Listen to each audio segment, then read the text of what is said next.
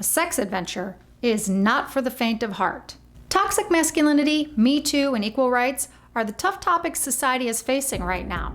Today we're talking about the roles of masculine and feminine we face in today's complex world.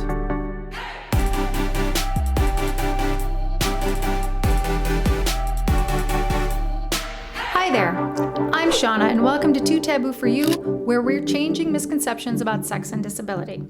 If you're new here, go ahead, hit the like button, subscribe, the bell, notifications, all that stuff. I know it's early, but if my stunning good looks and my mesmerizing voice have captivated you, then jump in. Let me share a little backstory of why this topic, masculinity and femininity, is so important to discuss before we head off on our big sex adventure. Okay, it's story time for the grown-ups. Once upon a time, a long, long time ago, in a land far away,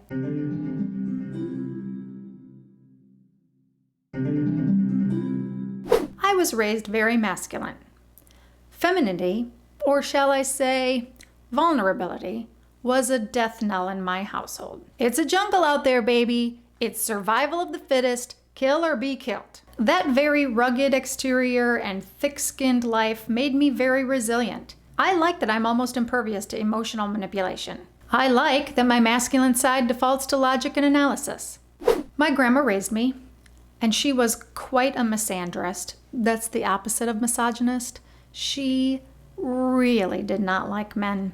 She had an attitude that men are incompetent. They're not good at much. Anything you want done right, keep a man out of it. He'll screw it up 9 ways from Sunday. These are all the very derogatory sayings I was raised hearing.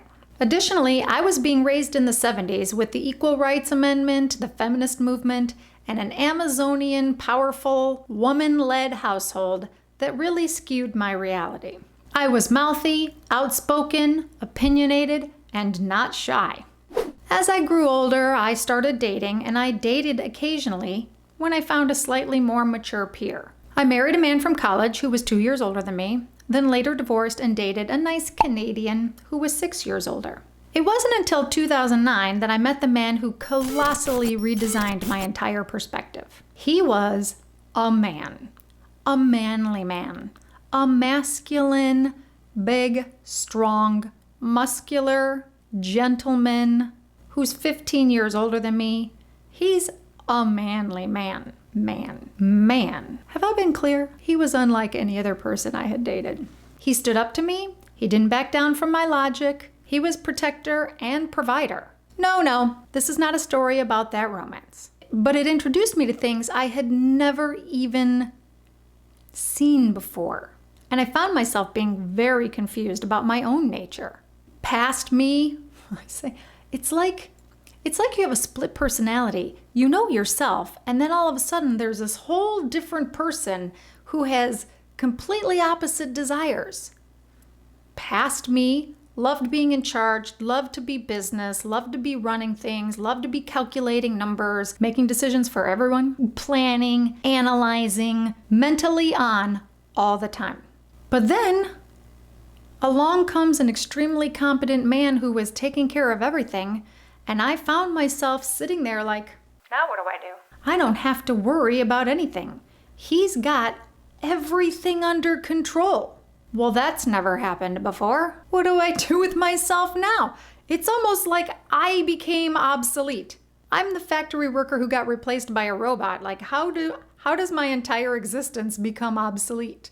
And I felt grateful that all the worries were off my shoulders. I didn't have a responsibility to my name. What a gift. I have never in my entire life had someone just take care of everything and do it well. While swimming in this ocean of gratitude, I thought, well, I'd like to do something. I'd like to contribute. I'd like to show my appreciation.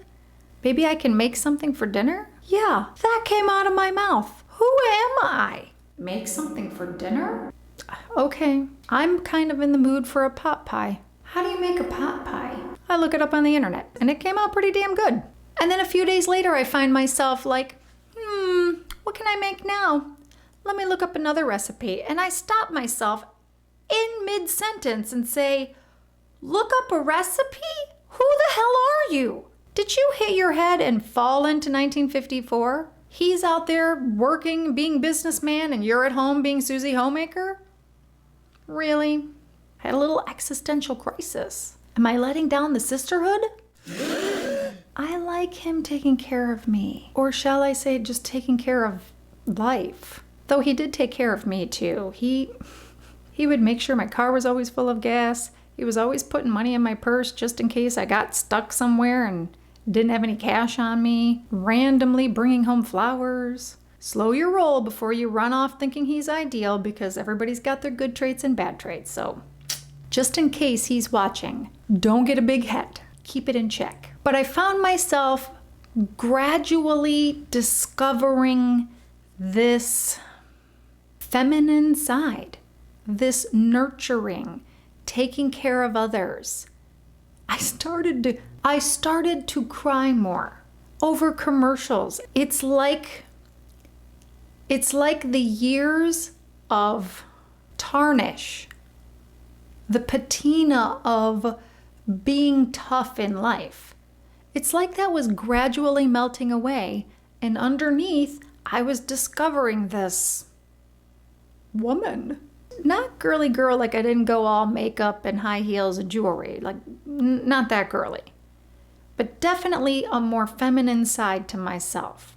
I bring this up merely to say, had you asked me prior to meeting him, what are you looking for in a mate? Old me would have said, someone who's obedient, someone who helps me achieve my goals, someone who takes care of the house so that I can go work all the time. Like, God, old me thought I knew me so well. I mean, for crying out loud. I'm a therapist, I analyze everything. And I analyzed everything that was in this vessel up until that point in my life. But I had not experienced the other side of the fence. And holy shit, I really liked it. And that was 12 years ago. A lot has changed since then. But believe me, on an almost daily basis, there are two spirits battling it out inside of me. Half of me says, oh man, if I could just find a man who had all of his shit together and took care of everything, and then I could dig out that book for making flavored caramels, dig out the candy making book, start baking bread, pasta from scratch, and sausage making. I could do my crafts and paint all day. What a life! Just being arm candy to some fantastic man. Well, and doing my wifely duties, obviously. Equally, I say equally 55%, the part of me that's like, oh, I have got to conquer the world. I'm going to take on advocacy. I'm going to take on discrimination. I'm going to take on all of this garbage people tell themselves. I need to go out and preach my word. I'm constantly analyzing everything about business. I think I even dream about business. My inner spirit's dreaming about conquering the world with my advocacy. And so the battle continues. Do I want my masculine side to flourish, or do I secretly want my feminine side to be released? Meanwhile, I go on saying, how can I find that type of man? This whole conundrum only comes into effect if I found a man who was competent and could handle everything, and then I didn't have to wear the pants. But until that day, I'm wearing the pants, and I'm wearing them pretty good. I mean, technically it's a skirt, but you get the point. I don't need a man. I do miss gentlemanliness. I don't think that's a word. All too often, the masculine man, they fall off the cliff into toxic masculinity. They become a misogynist. Or they reveal that they were a misogynist all along. Oh, don't you worry your pretty little head about it. I tell you this story because it was an eye-opener for me.